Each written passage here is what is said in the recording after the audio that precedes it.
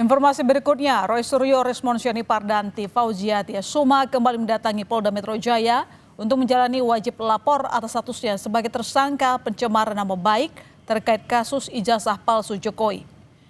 Ketiganya mendatangi gedung Barreskrim Polda Metro Jaya ditemani dengan tim kuasa hukum. Dalam agenda wajib lapor, penyidik tidak melakukan pemeriksaan kepada Roy Suryo CS. Namun kedatangan Roy Suryo CS sekaligus untuk mengajukan gelar perkara khusus lantaran ada pasal yang dikenakan pada mereka yang dianggap keliru atau tidak tepat. Sebelumnya, pada pemeriksaan pertama 13 November lalu, Roy Suryo bersama dua tersangka lain diperiksa selama 9 jam sebagai tersangka namun tidak ditahan dan diperbolehkan pulang. Ketiganya tidak ditahan karena akan mengajukan saksi dan ahli yang dinilai dapat meringankan.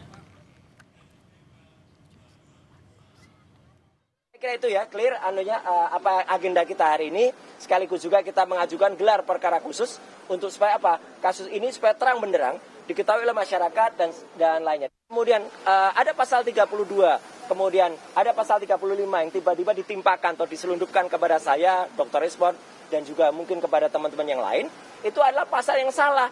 Karena berulang kali pihak sana mengatakan kan ijazahnya analog. Iya, pasal 32, 35 itu tentang dokumen elektronik. Gitu loh. Jadi salah besar, bukan analog. Kuasa hukum Roy Suryo CS Ahmad Kozinuddin merespon secara tegas para kliennya membantah ada wacana mediasi dalam perkara dugaan ijazah palsu Presiden ke-7 Republik Indonesia Joko Widodo. Menurut Kozinuddin, kasus ini tidak boleh diarahkan ke ranah kompromi karena adanya upaya perdamaian justru berpotensi mengaburkan inti persoalan.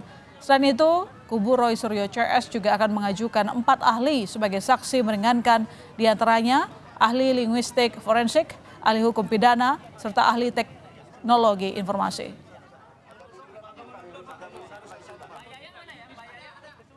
Untuk tidak mempercayai siapapun yang mengaku-ngaku bertindak untuk dan atas nama tim juga kasus ini yang berusaha membangun narasi perdamaian dengan siapapun, termasuk ke lembaga manapun.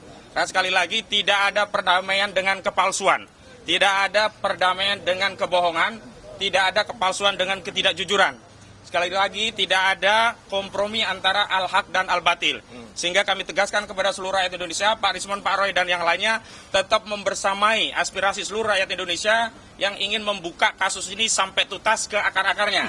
Dan terakhir berkaitan dengan apa yang kemarin disampaikan oleh Polda bahwa salah satu sebab tidak ditahannya klien kami karena kami mengajukan sejumlah saksi dan ahli. Hari ini kami akan mengirimkan surat secara resmi kepada Direktur Kriminal Umum Polda Metro Jaya tentang sejumlah nama ahli-ahli yang memang sudah kami siapkan, sudah berkomunikasi untuk bisa diperiksa di tingkat penyidikan agar ada kesetimbangan dari keterangan-keterangan ahli hanya yang sebelumnya hanya dari penyidik, kami harapkan juga bisa mempertimbangkan keterangan ahli dari kami. Setidaknya ada 4 ahli.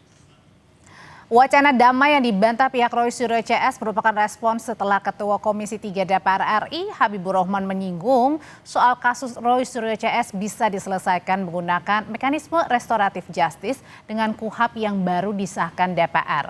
Habibur Rahman mengungkap KUHP baru dapat memberikan ruang penyelesaian perkara lewat restoratif justice. Pelaku, korban, dan pihak terkait bisa saling berdialog untuk mencapai solusi yang adil. Menurut politisi dari Partai Gerindra ini, KUHP baru juga memuat aturan penahanan yang lebih objektif, sehingga pihak seperti Roy Suryo CS sulit untuk ditahan. Banyak sekali orang menjadi korban KUHP Orde Baru.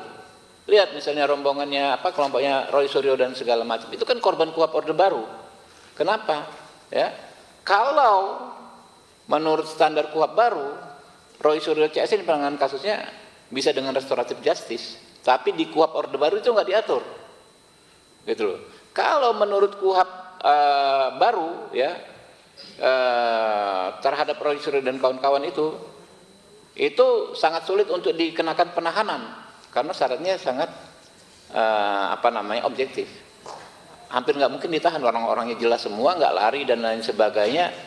Tapi kalau menurut KUHP Orde Baru, ada peluang dia ditahan sewenang-wenang.